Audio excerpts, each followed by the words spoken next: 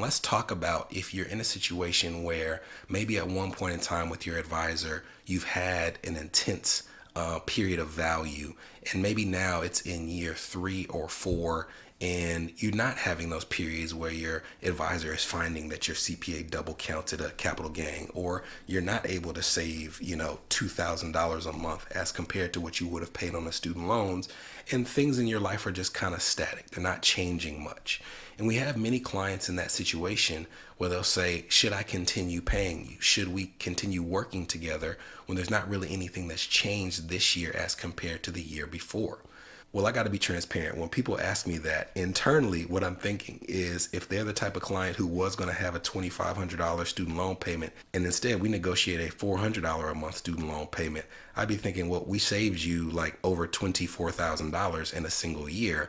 I would think that maybe we undercharged you when we charged you in that year, and it should be okay to have a year where a whole lot doesn't change. But that's not the exact conversation that we have. What I do tell people is the value that you get from a financial advisor is not always going to be linear. There are going to be periods of your life where you have so much going on that you're meeting with your advisor more frequently. You change a job, you have a child, you lose a parent, you decide that you're going to sell a property or buy a property.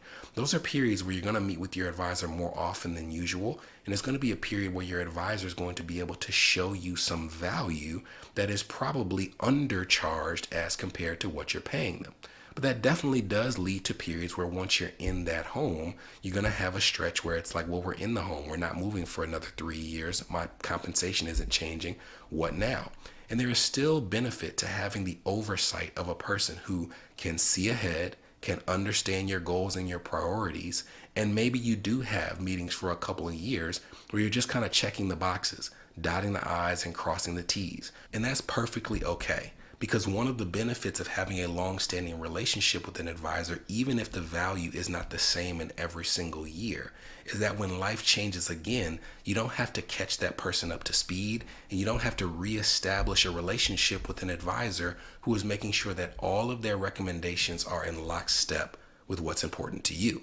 Now, does that mean that everybody needs a financial advisor? No, everybody doesn't need a financial advisor. Does it mean that everybody should pay $6,000? No, that's a big part of why any professional is going to make sure that they have a target market that in terms of income and interest align with how they offer their products and services.